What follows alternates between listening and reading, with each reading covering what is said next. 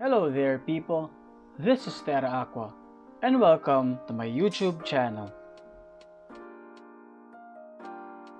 It is a very hot afternoon here in the Philippines and I am currently here in my garden doing some maintenance with my plants. So for today, we will go back to basics and discuss the structure and parts of a Nepenthes pitcher plant. Just a disclaimer, I am not a botanist nor an expert.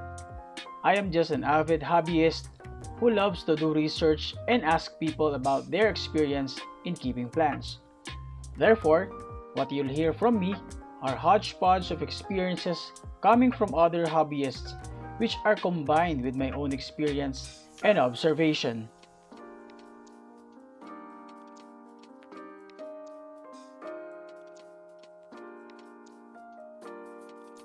The first one is the growth point. Apart from the root system of a Nepenthes, for me, this is one of the core parts of this plant. This is actually the starting point of everything. A new leaf will start as a growth point and will eventually sprout.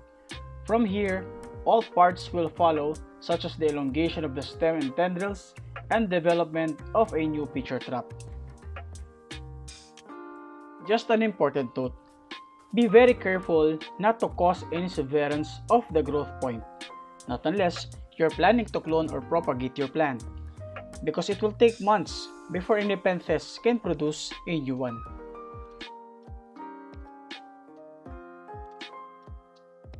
Just like any other plants, a Nepenthes produces flowers. The main function is to produce seeds via pollination. Also, we can determine the sexuality of a pitcher plant by checking their flowers. Yes, it's true. There is indeed a male and a female Nepenthes.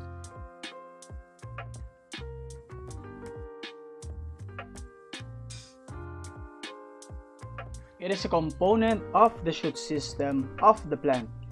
Basically, the main function of a stem is to give support by holding leaves, pitcher traps, and flowers.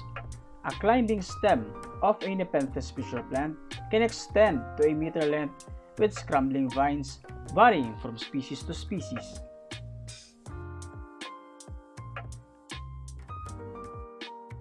Basically, the main purpose of a leaf is to carry out photosynthesis.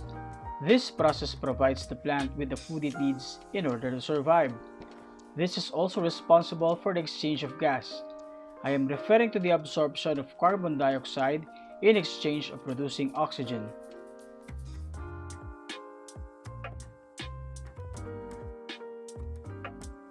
It is a vine-like support that grows at the very tip of a leaf.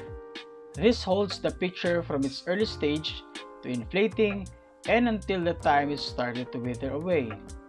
To some species, it can actually grow to such length. It usually wraps around to any anchor points so as to give a sturdy support to the pitcher trap.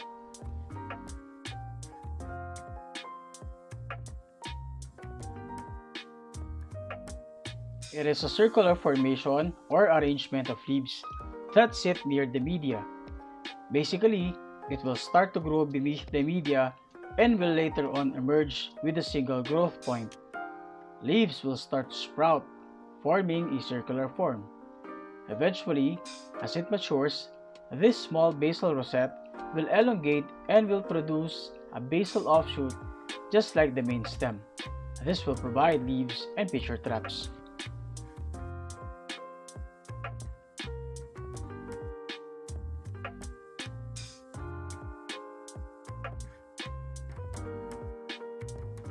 We have two kinds of pitchers. The first one is the lower and the second is the upper. So let's have a quick comparison.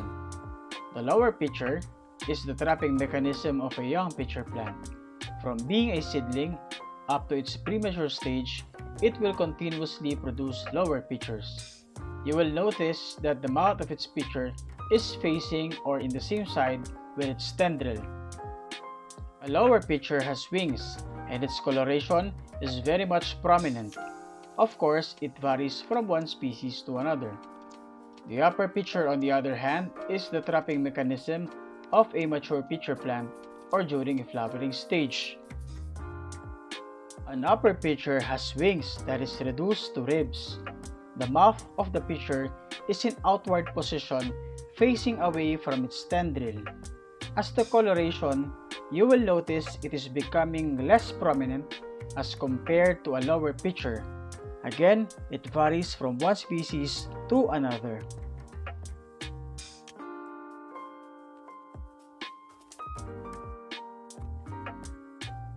Peristome or lips of a pitcher plant surrounds the entry point of the pitcher. It has different coloration that varies from species to species. Pitcher plant capture its prey by means of a pitfall trap that is composed of slippery surface. Using a microscopic lens, we can closely observe the details of the peristome. As you can see, it is composed of microgrids that seem to be slippery. Imagine an insect will wander around this waxy or slippery peristome hoping for a sweet treat. Unfortunately, this will be its final destination, since one wrong move will cause the prey to slip inside the pitcher. All in all, that sums up our discussion regarding the basic structure or parts of a Nepenthes. So thank you very much guys for watching. Until next time, goodbye.